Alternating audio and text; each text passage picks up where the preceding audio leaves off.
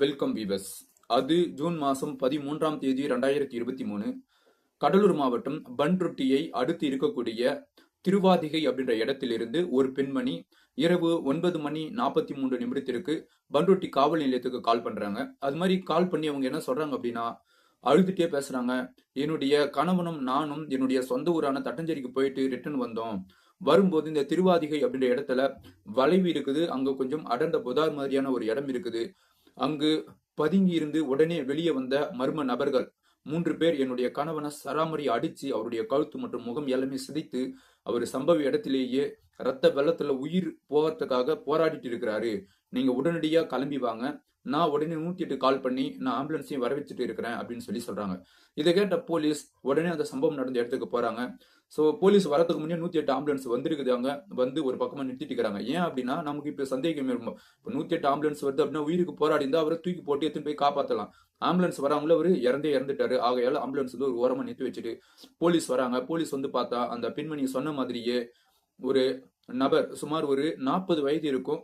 So அந்த வயசுல இருக்கக்கூடிய ஒரு நபரை வந்து யாரோ வந்து பயங்கரமா முகம் மற்றும் தலை கழுத்து பகுதியில் அறுக்கப்பட்ட நிலையில் துடிதுடிச்சு ரத்த வெள்ளத்துல பரிதாபமா உயிர் இழந்திருக்கிறாரு அப்படின்ற விஷயம் தெரிய வருது. அப்படியே போலீஸுக்கு ஒரு சந்தேகம் எழும்புது. என்ன அப்படின்னா, ஏதாவது ஒரு திருடன் வரான் அப்படின்னா நேரா வந்து பைக்கில் இருக்கிற ஆணா இருந்தாலும் சரி பெண்ணா இருந்தாலும் சரி 2 பேருமே வந்து அட்டாக் பண்ணுவான். இப்போ இவங்க என்ன சொல்றாங்க அப்படின்னா போலீஸ் கிட்ட, நானும் என்னுடைய கணவனும் வந்துட்டு இருந்தோம். வரும்போது நான் வந்து செயின் போட்டுட்டு இருந்தேன். என் செயினை பிடிச்சி இழுத்தாங்க. இழுத்துட்டு கொஞ்சம் தூரம் போனாங்க திருடர்கள். என்னுடைய கணவன் அவங்கள போயிட்டு தடுத்து என்னுடைய செயினை மீட்க போராடினாரு. அது மாதிரி போராட்டத்தில் தான் என்னுடைய கணவனை வெட்டி கொலை பண்ணிட்டாங்க அப்படின்ற மாதிரி இவங்க சொல்றாங்க. அப்படி பண்ணாலும் தன்னுடைய கணவன் வர அப்படின்னா பின்னாடி நான் தூரம் பார்த்துட்டே இருப்பாங்க. அவங்களும் போயிருக்கணும் இல்லையா? ஸோ அந்த திருடர்களுடைய தாக்குதல் அப்படின்றது அவங்களுடைய மனைவிக்கு இருந்திருக்குன்னு இல்லையா? ஆனா சுத்தமா எதுவுமே கிடையவே கிடையாது. அவங்களுக்கு எந்த ஒரு சின்ன அடி கூட கிடையாது. இப்பதான் போலீஸுக்கு அப்பவே சந்தேகம் எழும்புது. வர திருடர்கள் இந்த பெண்மணி மட்டும் தாக்காம போறாங்க அப்படின்னா ஒருவேளை இந்த நபருடைய இறப்புல இவங்களுக்கும் ஏதாவது பங்கு இருக்குதோ என்னவோ சொல்லி தெரியல. இதையே நாம் அப்புறம் பாத்துக்கலாம் அப்படின்ற எண்ணத்துல அங்க இறந்து கிடக்கக்கூடிய அந்த நபரை தூக்கி ஆம்புலன்ஸ்ல போட்டு கொண்டு போயிட்டு அட்டாப்சி பண்றாங்க. அது மாதிரி அட்டாப்சி பண்ணும்போது முகத்தில் மட்டுமே கிட்டத்தட்ட 40க்கும் மேற்பட்ட முறையில் வந்து பாத்தீங்கன்னா அந்த வெட்டு காயங்களை ஏற்படுத்தியிருக்கிறாங்க. கண்ணு, மூக்கு, வாய் இது எல்லாமே அப்படியே சிதைஞ்சு போயிருக்குது. கடைசியா அவங்களுடைய கழுத்தை போட்டு பயங்கரமா அறுத்ததுல அளவுக்கு அதிகமான ரத்தம் வெளியேறி துடிதுடிச்சு இறந்திருக்கிறாங்க அப்படின்ற சம்பவம் தெரிய வருது. நல்லா ஒண்ணு ஞாபகம் வச்சுங்க, இது வந்து ஆக்சிடென்ட் கிடையவே கிடையாது.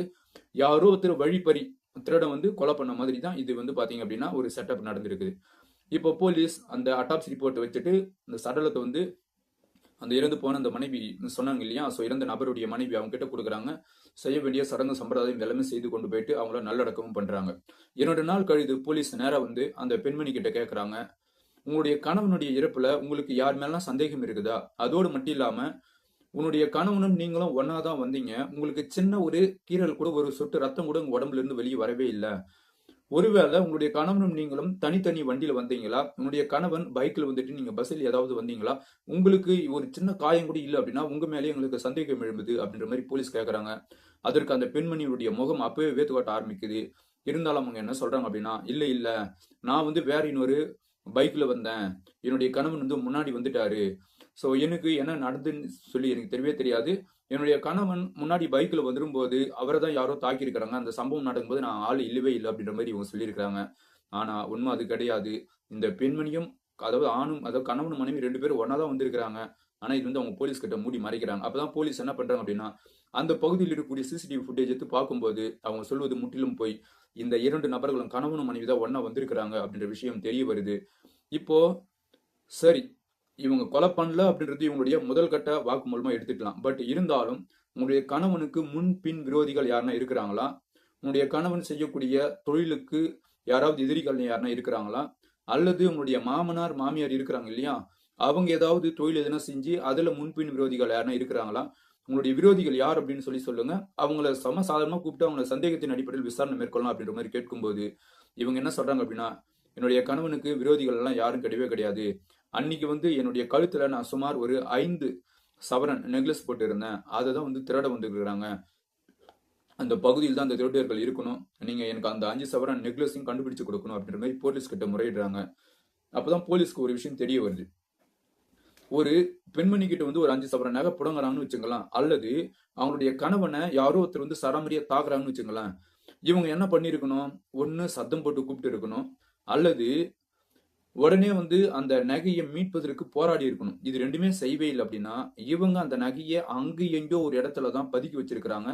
அல்லது கிட்டத்தட்ட ஒரு 4, 5 நாள் கேப்ல அந்த இடத்துக்கு போயிட்டு அந்த நகைய கொண்டு வந்து வீட்ல எவனா வச்சிருக்கணும் அப்படின்ற ஒரு சந்தேகம் எழும்புது. அதன் அடிப்படையில போலீஸ் அவங்க வீட்டெல்லாம் போயிட்டு ஆய்வு மேற்கொள்றாங்க. அது மாரி ஆய்வு மேற்கொள்ளும்போது, நாம 2வதா சொன்ன மாதிரி இந்த பெண்மணி அது மாரி நகை எதுவுமே பறி போகவே இல்ல. அவங்க கையில தான் இருக்குது. அதுவும் அவங்க வீட்ல இருக்குது அப்படின்னு சொல்லி தெரிய வருது. அதையும் கொண்டு வந்து போலீஸ் வச்சு விசாரணை மேற்கொள்ளும்போது, நீங்க சொல்வது அனைத்தும் பொய். அதோடு மட்டும் இல்லாம, நீயும் உங்களுடைய கணவனும் அன்று ஒண்ணா தான் வந்திருக்கிறீங்க.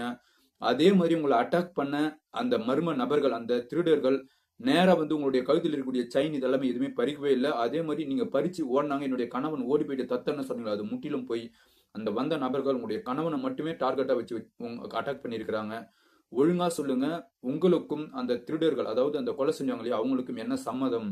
ஒழுங்கா உண்மையை ஒத்துங்க, இல்லைன்னா உங்களுக்கு போலீஸ் ஸ்டேட்மெண்ட் கொடுத்து விசாரணை மேற்கொள்ற மாதிரி இருக்கும் அப்படின்ற மாதிரி கேட்கும்போது, இந்த பெண்மணி அதெல்லாம் எனக்கு எதுவுமே தெரியவே தெரியாது. என்னுடைய கணவனை நான் பறி கொடுத்த டைம்ல என்ன இது மாதிரிலாம் ஏமாத்தி என்கிட்ட இருந்து வாக்குமூலம் வாங்கலாம் அப்படின்னு சொல்லி பாக்குறீங்களா? இதற்கெல்லாம் நான் கொஞ்சம் கூட அசைய மாட்டேன், பணிய மாட்டேன் அப்படின்ற மாதிரி எல்லாம் எவ்வளவு எடுத்து சொல்றாங்க. இருந்தாலும் போலீஸ்க்கு ஏற்பட்ட அந்த மிகப்பெரிய சந்தேகங்கள் படிப்படியா இருக்குது அவங்களுக்கு சந்தேகம். இந்த எல்லா சந்தேகத்தையும் அவங்க கிட்ட பல முறை கேட்க கேட்க கேட்க போலீஸ் கேட்கக்கூடிய ஒவ்வொரு கேள்விக்கும் முன்னுக்கு பின் முரணா பதில சொன்னதுல போலீஸ் பலுக்கா தோக்குறாங்க. தூக்கி கொண்டு போயிட்டு கஸ்டடியில் வச்சு போலீஸ் ட்ரீட்மெண்ட் கொடுத்து அவங்க கிட்ட விசாரணை மேற்கொள்றாங்க. அது மாதிரி விசாரணை மேற்கொள்ளும் போது ஒரு கட்டத்துல அடி தாங்க முடியாத, ஆமாம் என்னுடைய கணவனை நானும் என்னுடைய கள்ள காதலனான தினேசும் சேர்ந்துதான் கொலை பண்ணோம் அப்படின்ற மாதிரி அவங்க வாக்குமூலம் கொடுக்கறாங்க. இத வாங்கின போலீஸ், இவ்வளோ நேரம் நீங்க இவ்வளோ நாடகம் ஆடிருக்கிறீங்க அப்படின்னா, உன்னுடைய கணவன் உயிரோடு இருக்கும்போது அவனுக்கு நீங்க என்னென்ன நாடகத்தை நடத்தியிருப்பீங்க, என்னென்ன சித்திரவதைகளை கொடுத்திருப்பீங்க அப்படின்ற மாதிரி கேட்டு, சரி அன்று என்ன நடந்தது, எதற்காக உங்களுடைய கணவனை நீங்க கொலை பண்ணீங்க அப்படின்ற மாதிரி கேள்வி கேட்க ஆரம்பிக்கிறாங்க. அப்ப என்ன சொல்றாங்க அப்படின்னா, அந்த பெண்மணி, என்னுடைய பெயர் கல்பனா, என்னுடைய கணவனுடைய பெயர் சீனிவாசன். எனக்கும் அவருக்கும் கிட்டத்தட்ட ஒரு 10 வருஷம் வயது வித்தியாசம். நான் ஏற்கனவே சொல்லியிருக்கிறேன், சீனிவாசன் அவருடைய கணவனுக்கு 40 வயசு, இவங்களுக்கு வந்து பாத்தீங்கன்னா 30 வயசு.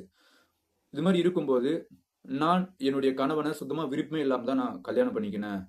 நானும் தினேஷ் என்று சொல்லக்கூடிய ஒரு பையனும், நாங்க 2 பேரும் 10ஆம் வகுப்பு படிக்கிறதுல இருந்து 2 பேரும் நாங்க லவ் பண்ணிட்டு இருந்தோம். இதுல என்ன அப்படின்னா, தினேஷ் வந்து ஒரு வேற ஜாதி, நான் வந்து வேற ஜாதி. ஆகையால எங்களுக்கு இடையே வந்து அந்த ஜாதி பிரிவால என்னுடைய வீட்டுல வந்து அவனை திருமணம் செஞ்சுக்கிறதுக்கு ஒத்துவே இல்லை. அதே மாதிரி தினேஷ் வீட்லயும் இந்த கல்பனாவை திருமணம் செஞ்சுக்கிறதுக்கு ஒத்துக்கவே இல்லையாம். இது மாதிரி இருக்கும்போது தினேஷும் கல்பனாவும் எப்படியாவது வந்து வீட்டுக்கு சொல்லாம எங்கேயாவது ஓடி போயிட்டு கல்யாணம் பண்ணிக்கணும் வாழணும் அப்படின்னு சொல்லி நினைச்சிருக்கிறாங்க.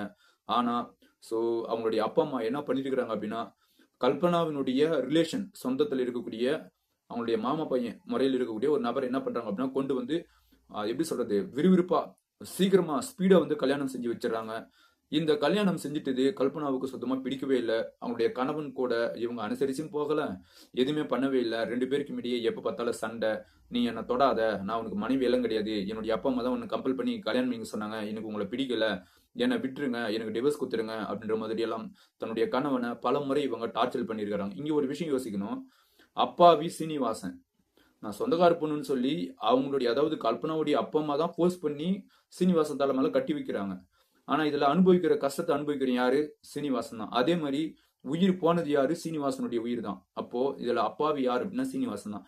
இப்போ எதுக்கு நீ எனக்கு பிடிக்கல, நான் உன்னை என்ன பண்றேன், உங்ககிட்ட நான் எதுவுமே சொல்லவே இல்லை. அதே மாதிரி நான் ஓரளவுக்கு நல்லா கை நிறைய சம்பாதிக்கிறேன், உனக்கு தேவையான உடல் சுகத்தை கூட நான் கொடுக்குறேன். ஆனா நீ எதற்காக எனக்கு சுத்தமா பிடிக்கலன்னு சொல்லி கேட்கும்போது தான், எனக்கு உன்னை விட எங்களுடைய ஊரை சார்ந்த தினேஷ் அப்படின்னு சொல்லக்கூடிய அந்த பையனை தான் எனக்கு ரொம்ப ரொம்ப பிடிக்கும். இதுல என்ன அப்படின்னா, கல்பனாவும் அந்த சீனிவாசன் இவங்க 2 பேரும் வந்து பாத்தீங்கன்னா ஒரு ஜாதி, அதாவது ஜாதியிலே கல்யாணம் பண்ணியிருக்கிறாங்க. தினேஷ் அப்படின்றவர் வந்து வேற ஜாதி, சரிங்களா? குறிப்பா சொன்னா இவர் வந்து தினேஷ் அப்படின்ற நாயுடு சமூகம், அவங்க வந்து பாத்தீங்கன்னா செட்டியார் சமூகம். இப்போ இந்த ஜாதி விட்டு ஜாதியில கல்யாணம் பண்ணா அவங்களுக்கு மான மரியாதை இது எல்லாமே குறைஞ்சு போயிடும் அப்படின்ற எண்ணத்துல அவங்க என்ன பண்றாங்க அப்படின்னா சொந்தத்திலே கொடுக்குறாங்க, சரிங்களா? அதே மாதிரி தினேஷுக்கும் என்னதான் ஜாதி விட்டு ஜாதி போனாலும் அவங்க வந்து 2 பேரும் உண்மையிலே லவ் பண்ணியிருக்கிறாங்க. யாரு அப்படின்னா கல்பனாவும் தினேஷும். பெற்றோர்கள் இந்த ஜாதியெல்லாம் தள்ளி வச்சு திருமணம் செஞ்சு வச்சிருக்கலாம், சரிங்களா? ஸோ ஆனா வந்து அவங்க என்னவோ ஒத்துக்கல. தினேஷ் வீட்லயும் ஒத்துக்கல, கல்பனா வீட்லயும் ஒத்துக்கல. இதே மாதிரி கொஞ்ச நாள் போகுது, திருமணம் செய்யறாங்க. திருமணம் செய்து கரெக்டா அந்த 1 வருடத்திற்கு இடையே சீனிவாசனுக்கும் கல்பனாவுக்கும் பல முறை சண்டை ஏற்படுது. சுமார் 3 மாதத்துல என்ன பண்றாங்க அப்படின்னா, கல்பனா என்னுடைய கணவன் கூட நான் வாழ மாட்டேன் அப்படின்னு சொல்லி தன்னுடைய சொந்த வீட்டுக்கு போறாங்க. ஆனா அவங்க சொந்த வீட்டுல அவங்க அப்பா என்ன பண்றாங்க அப்படின்னா, வாழ்ந்தா நீ அவங்க கூட தான் வாழணும். இல்லைன்னா இந்த வீட்டுல வரவே வராத. வர்றதுன்னா நீயும் உன் கணவன் 2 பேரும் வாங்க. நீ தனியா வரவே வராத. அப்படி வந்தேன்னா நான் உன்னை வெட்டி போட்டுருவேன். நீ எனக்கு மகளே கிடையாது அப்படின்ற மாதிரி அவங்களுடைய அப்பா சொல்ல, உடனே கல்பனா என்ன பண்றாங்க அப்படின்னா, நேரா போயிட்டு அவங்க அப்பா மேலேயே கேஸ் கொடுக்குறாங்க. என்னுடைய அப்பா வீட்டுக்கு வராதுன்னு சொல்லி சொல்றாரு. எனக்கு விருப்பம் இல்லாம திருமணம் செஞ்சு வச்சாரு. ஆகையால நீங்க அவரை உள்ள தள்ளி எனக்கு வேண்டிய நபரோடு திருமணம் செய்து வைக்க சம்மதம் தெரிவிக்க வேணும் அப்படின்ற மாதிரி அவர் மேலே கேஸ் கொடுத்ததுல அவங்க அப்பா அப்படியே ஆடி போயிடாரு. நான் உன்னை கஷ்டப்பட்டு பெத்து வளர்த்து உனக்கு என்னென்ன வேணுமோ பார்த்து பார்த்து நான் வச்ச கட்சியில நீ என் மேலே கேஸ் கொடுக்குற அப்படின்னா, இதற்கு பிறகு நீ இந்த வீட்டுல இருக்கவே கூடாது. முதல்ல கிளம்பி உன்னுடைய கணவன் வீட்டுக்கு போயிடு, அல்லது எங்கன்னா போயிட்டு நீ செத்து போயிடு. எனக்கு அதை பத்தி கவலை இல்லை அப்படின்னு சொல்லி அவங்களுடைய அப்பா அம்மா சொல்ல, இதை கேட்ட கல்பனா நேரா சீனிவாசன் வீட்டுக்கு போறாங்க. போயிட்டு அவங்களுடைய கணவன் கிட்ட அன்னைக்கும் சண்டை. எதற்காக சண்டை அப்படின்றத இங்க முக்கியமான விஷயம். என்ன அப்படின்னா, சீனிவாசன் வேலைக்கு போயிட்டு வந்தார் அப்படின்னா, அவருக்கு நேரா வந்ததும் ஒரு தண்ணி கொடுக்கறதோ அல்லது சாப்பாடு சமைச்சு வச்சு சாப்பாடு போறது இந்த வேலை எதுவுமே செய்ய மாட்டாங்க. எப்ப பார்த்தாலும் அந்த தினேஷ் கிட்ட போன்ல பேசிட்டே இருக்குது. சீனிவாசன் வீடு இருக்கும்போதே கல்பனா அவனுக்கு வீடியோ கால் பண்றது. அதே மாதிரி எந்நேரம் பார்த்தாலும் 2 பேரும் அப்படியே சேட்டிங்லேயே இருக்கிறது. இது எல்லாமே சீனிவாசனுக்கு ஒரு வெறுப்புணர்வை ஏற்படுத்தி இருக்குது. இது மாதிரி இருக்கும்போது உன்னுடைய அப்பா அம்மா கிட்ட அப்பயே பிடிக்கலன்னு சொல்லி நீ ஒதுங்கி போயிட்டு இருக்கலாம். தேவையில்லாம என்னையும் கல்யாணம் பண்ணிக்கினேன். நீயும் சந்தோஷமா இல்லை, என்னையும் சந்தோஷமா விடலையே. இதற்கு பிறகு நீ என் கூட மட்டும் தான் வாழணும். ஏன் அப்படின்னு நான் தான் உன்னை தொட்டி தாலி கட்டிய கணவன். அந்த தினேஷ் கூட நீ பேசவே கூடாது அப்படின்ற மாதிரி சீனிவாசன் ஸ்ட்ரிக்டா சொல்றாரு. அங்க எப்ப பார்த்தாலும் பேசிட்டே இருக்கக்கூடிய இந்த மொபைல் பண்ண தூக்கி போட்டு உடைக்கிறாரு. அவ்வளவுதான் முடிஞ்சிச்சு. சரிங்களா? சீனிவாசனுக்கு அப்பயே அவங்க என்ன பண்றாங்க, சாவு மணி அடிச்சாச்சு. கல்பனாவுக்கு பயங்கரமான கோபம் வருது. தன்னுடைய கணவனே போட்டு சராமரி அடிச்சுப்படுறாங்க. இதுல சீனிவாசன் ஒரு அப்பாவி அப்படின்னு தான் சொன்னோம். கணவனா இருந்தாலும் மனைவி கிட்ட அவர் அடி வாங்குற மாதிரி ஒரு அவருடைய வாழ்க்கையினுடைய சூழ்நிலை அது. இப்போ என்ன பண்றாங்க அப்படின்னா, சீனிவாசன் நீ என்ன அடிக்கிற அளவுக்கு வந்துட்டியா, இதற்கு பிறகு நீ என் வீட்டுல இருக்காத அப்படின்றாங்க. தொடக்கத்துல அவங்களுடைய அப்பாவும் ஓட்டி விட்டாங்க, இப்போ கணவனும் ஓட்டி விட்டாங்க. அதற்கு கல்பனா என்ன சொல்றாங்க அப்படின்னா, இந்த வார்த்தை சொல்றதுக்கு தான் நான் இவ்வளவு நாள் போராடிட்டு இருந்தேன். நீ என்ன கொம்பு எனக்கு வச்சு குடும்ப நத்தத்துக்கு தினேஷ் இருக்கிறான் அப்படின்ற மாதிரி சொன்னதுமே உடனே சீனிவாசன் என்ன நினைக்கிறாரு அப்படின்னா, அவ்வளவு சுலபமெல்லாம் நான் உன்னை விட்டுற மாட்டேன். நீ எப்படியா இருந்தாலும் என் கூட தான் வாழணும்னு சொல்லி திரும்ப ஒரு பிரேக் போடுறாரு. இதுல எப்ப பார்த்தாலும் இவன் இருக்கவே தானே டார்ச்சர் பண்றான். இதற்கு பிறகு இவன் லைஃப்ல எல்லாமே ஆகிவிட்டணும் அப்படின்ற மாதிரி ஒரு முடிவு எடுக்கிறாங்க கல்பனா. அந்த சொன்ன நாள் இருந்து சீனிவாசனும் கல்பனாவும் அதாவது தொட்டு அவங்க 2 பேரும் தான் கணவன் மனைவி. ஓரளவுக்கு பாத்தீங்கன்னா அவங்களுக்குள்ளே ஒரு இணக்கம் ஏற்படுது. அதே மாதிரி இணக்கத்துல சுமார் ஒரு மாசத்துக்கு மேல தன்னுடைய கணவன் சொல்றது கல்பனா அப்படியே கேட்டுட்டே இருக்கிறாங்க. ஆனா கல்பனா எதற்காக கேட்கறாங்க அப்படின்னா, சீனிவாசனை ஒரு குறிப்பிட்ட நாள் வச்சு அவனை உயிரோட சாகடிக்கணும் அப்படின்ற ஒரு எண்ணத்துக்காக அவங்ககிட்ட நடிச்சுட்டு இருக்கிறாங்க. அவங்க நடிக்கிறாங்கன்னு சொல்லி தெரியாத சீனிவாசன் அவங்களுடைய முதல் திருமண நாள் வருது. அப்போ அவங்களுடைய அப்பா அம்மா வீட்டுக்கு என்ன சொல்லிட்டு உங்களுடைய கணவனோடு வந்தா நான் சேர்த்துக்கணும்னு சொன்னாங்க இல்லையா. இப்போ அவங்களுடைய கணவனோடு கல்பனாவும் சீனிவாசனும் 2 பேர் கிளம்பி அவங்களுடைய அம்மா வீட்டுக்கு போறாங்க. போன இடத்துல நல்லா கறி விருந்து, ஸோ நல்லா சாப்பிட்றாங்க. முடிச்சிட்டு பிறகு இரவு நேரம் ஆகுது. சரி நம்ம கிளம்பி நம்முடைய ஊருக்கு போயிடலாம், காந்தி நகருக்கு போயிடலாம் அப்படின்ற எண்ணத்துல தட்டஞ்சேரிலிருந்து காந்தி நகருக்கு வராங்க. அது மாதிரி வருவதற்கு முன்பே இவங்க பைக்ல உட்காரத்துக்கு முன்பே யாரு கல்பனா போன் பண்ணி தினேஷ் கிட்ட சொல்லிடுறாங்க, கரெக்டா அந்த திருவாதுரை டர்னிங் வரும், அங்க நீ ரெடி ஆயிரு, இவன் வந்துட்டு இருக்கிறான், இன்னைக்கு இவன் கதையை தீர்த்திடலாம் அப்படின்ற மாதிரி போன் பண்ணி சொன்னதுல உடனே ஆப்போசிட்ல இருக்கக்கூடிய தினேஷ் என்ன பண்றான் அப்படின்னா, அந்த பர்டிகுலர் இடத்துல மறைஞ்சிருக்கிறான். வேகமா போய் கொண்டிருந்த சீனிவாசன் எதிர்க்க உடனே அதாவது லைட் அடிக்கிறாங்க. அடிச்சதுல அப்படியே நின்று போயிடறான் சீனிவாசன். ஆனா தன்னுடைய யமனை கூடவே உட்கார வச்சு இட்டு வந்திருக்கிறான் அப்படின்னு சொல்லி சீனிவாசனுக்கு தெரியவே தெரியாது. உடனே அந்த 2 நபர்கள், அதாவது தினேஷும் அவனுடைய நண்பன் முரளி அப்படின்னு சொல்லக்கூடிய 2 பேரும் ஒரே டைம்ல சீனிவாசனை ஓங்கி அடிச்சிருக்கிறாங்க. அது மாதிரி அடிக்கும் போதே பின்னாடி இருந்து அவங்களுடைய மனைவியும் சீனிவாசனை தாக்கி இருக்கிறாங்க. இதுல தினேஷ் ஒளிச்சு வச்சிருந்த கத்தி எடுத்து, உனக்கு இந்த மூஞ்சிக்கு இவளை கேக்குதா உனக்கு அப்படின்ற மாதிரி சீனிவாசனுடைய முகத்தை போட்டு பயங்கரமா அப்படியே முகம் தெரியாத அளவுக்கு பாத்தீங்கன்னா சிதைச்சிருக்கிறாங்க. முரளியும் அதே மாதிரிதான் சிதைச்சிருக்கிறாங்க. 2 பேரும் சேர்ந்து கடைசியா சீனிவாசன் ரத்த வெள்ளத்துல என்ன பண்றதுன்னு சொல்லி மழங்கி வீராரு. அது மாதிரி வீழ்ந்ததுல இன்னும் இவனை வீடாடி விட்டா என்ன ஆக போகுது அப்படின்ற எண்ணத்துல சீனிவாசன் உயிருக்கு போராடி கொண்டு இருக்கும் போது தினேஷ் என்ன பண்றா அப்படின்னா, கத்தி எடுத்து சீனிவாசனுடைய கழுத்து ஒரு அறக்கிறான். அப்ப அளவுக்கு அதிகமான ரத்தம் வெளியேறி சம்பவ இடத்திலே உயிருக்கு போராடி இருக்கிறாங்க. இது எல்லாமே கல்பனாவினுடைய எதிர்க்கவே நடக்குது. அப்படியே எப்படி சொல்றது அப்படின்னா, பண்ணி மட்டும் அப்படியே நின்றுட்டு தன்னுடைய கணவன் இது மாதிரி பண்றானே அப்படின்னு சொல்லி கொஞ்சம் கூட ஒரு மனசாட்சியே இல்லாத இந்த கல்பனா உடனே தினேஷை நீ இங்கிருந்து எஸ்கேப் ஆயிடு, நான் போலீஸுக்கு கால் பண்ணி வேற மாதிரி நான் செட்டப் பண்றேன், நீ என் நகையை திருடிட்டு போயிட்ட மாதிரி நான் சொல்லிக்கிறேன், யாரோ மர்ம நபர்கள் திருடிட்டு போயிட்டாங்க அப்படின்ற மாதிரி நான் சொல்லிக்கிறேன் அப்படின்ற மாதிரி அவங்களுக்கு பிளான் கொடுக்க இதுல அவங்க 2 பேரும் தலைமறைவாகிறாங்க. அதற்கு பிறகுதான் கல்பனா போலீஸ் ஸ்டேஷன் கால் பண்ணி என்னுடைய கணவனை யாரோ முகம் தெரியாத 2 நபர்கள் கொலை பண்ணிட்டாங்க அப்படின்ற மாதிரி சொல்லியிருக்கிறாங்க. எப்படியா இருந்தாலும் போலீஸ் இவங்களுடைய வாக்குமூலம் இது எல்லாமே வாங்கிட்டு அந்த தினேஷ் மற்றும் முரளி அவங்க 2 பேரும் தலைமறைவா இருக்கக்கூடிய நபர்களை போலீஸ் தேடி கண்டுபிடிக்கிறாங்க. கண்டுபிடிச்சு அவங்க கிட்ட வாக்குமூலம் வாங்குறாங்க. அவனும் இதே தான் சொல்றான், நானும் கல்பனாவும் ஏதோ சின்ன வயசு நாங்க கல்யாணம் பண்ணோம், பெற்றோர்கள் தான் ஒத்துக்கல, அவங்க மட்டும் ஒத்துட்டு இருந்தாங்கன்னா நானும் கல்பனாவும் சந்தோஷமா திருமணம் செஞ்சுட்டு எங்களுடைய அடுத்த குடும்ப லைஃப் நாங்க போயிட்டு இருப்போம். தேவையில்லாம சீனிவாசனுக்கு திருமணம் செஞ்சு வச்சு இன்னைக்கு எங்களுடைய காதல் சீனிவாசனை கொலை பண்ற அளவுக்கு கொண்டு வந்து நிறுத்திச்சு, இதுல நாங்க நிரபராதி தான் அப்படின்ற மாதிரி தினேஷ் சொல்ல, ஆனா போலீஸ் ஒரு உயிரை எடுப்பதற்கு இன்னொரு மனிதருக்கு சுத்தமா எந்த அருகதையும் கிடையவே கிடையாது அப்படின்ற சட்டத்தின் அடிப்படையில போலீஸ் அவங்க கிட்ட திருப்பி ஒரு கேள்வி கேட்கறாங்க. கல்பனா ஆல்ரெடி தெரிஞ்சோ தெரியாமையோ இன்னொருத்த மனைவி உனக்கு காதலி அப்படின்னா இங்க தமிழ்நாட்டில் இருக்கக்கூடிய ஒவ்வொரு பெண்மணிகளும் தன்னுடைய சின்ன வயசுல இந்த நபரை நம்ம திருமணம் செஞ்சுக்கலாம், அந்த நபரை நம்ம திருமணம் செஞ்சுக்கலாம், அதே மாதிரி ஆண்களும் அப்படிதான் நினைச்சிருப்பாங்க, இந்த பெண்மணி நம்ம திருமணம் செஞ்சுதான் நம்மளுடைய லைஃப்ல நல்லா இருந்திருக்கும் போல, இது மாதிரி நிறைய நபர்கள் யோசிப்பாங்க. கரெக்டுங்களா? அப்போ அது மாதிரி ஒருத்தரும் நினைச்சு திரும்ப போயிட்டு 2 குழந்தை பெத்துட்டு பிறகு அவங்கள விட்டு என்னுடைய பழைய காதல்னு சொல்லி ஓடி போயிட்டாங்க அப்படின்னா தமிழ்நாடுல உலகமே சரிவர இயங்காது. அதே மாதிரி இந்தியாவில் உள்ள மக்கள் தொகை எதுவுமே வரவே வராது. என்னதான் இருந்தாலும் உங்கள் பக்கம் ஒரு நியாயம் இருந்தால் கூட நீங்க செஞ்சது மிகப்பெரிய தவறு தான். கல்பனா வேறொரு நபருடைய மனைவி அப்படின்னு தெரியும் போதே நீங்க அவங்கள விட்டு அவாய்ட் பண்ணி தூரம் வந்திருக்கணும். அல்லது கல்பனா தான் இன்னொருத்தனுடைய மனைவி அப்படின்றதால இன்னொரு நபரை நம்ம தேடக்கூடாது அப்படின்னு சொல்லி அவங்களாவது திருந்திருக்கணும். 2 பேருமே திருந்தவே இல்லை. அந்த திருந்தாத காரணத்தால் தான் இன்னைக்கு 2 பேருமே நீங்க கொலைக்காரா மாறுறீங்க அப்படின்னு சொல்லி போலீஸ் சொல்றாங்க. இதற்கிடையிலேயே முரளி அப்படின்னு சொல்லக்கூடிய அவங்ககிட்ட விசாரணை மேற்கொள்ளும் போது கல்பனாவும் இந்த தினேஷும் பல முறை கல்பனாவுடைய வீட்டிலே வந்து உடலுறவு இருந்திருக்கிறாங்க அப்படின்ற விஷயம் சொல்றான்.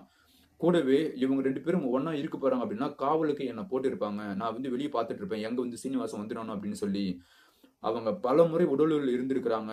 ஒருவேளை மேபி அந்த கல்பனா அதாவது தினேஷன் கூட இருந்ததால அவங்க கர்ப்பம் கூட தெரிச்சிருக்கலாம், என்ன அப்படின்னு சொல்லி எங்களுக்கு சரிவர தெரியல.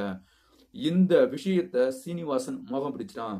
கல்பனாவும் தினேஷும் வந்து வீட்டுல வந்து தனிமையில் உல்லாசத்தில் இருக்கிறாங்க அப்படின்ற விஷயத்த அவன் மோக பிடிச்சிட்டான். அதோடு மட்டும் இல்லாம சீனிவாசனுக்கு கல்பனாவின் மீது பயங்கரமான ஒரு சந்தேகம் இருந்ததுல அவன் அதாவது கல்பனாவுக்கே தெரியாம அவங்கள தனிப்பட்ட முறையில வாட்சி பண்ணதுல தன்னுடைய மனைவி வேறொரு நபரோடு உடலில் இருப்பதை சீனிவாசனுக்கும் தெரியும். பட் இருந்தாலும் குடும்பம் நடத்தி ஆகணும் அப்படின்ற எண்ணத்துல தன்னுடைய மனைவியும் கண்டிக்கல, அந்த தினேஷ் என்று சொல்லக்கூடிய அந்த நபரையும் கண்டிக்கல.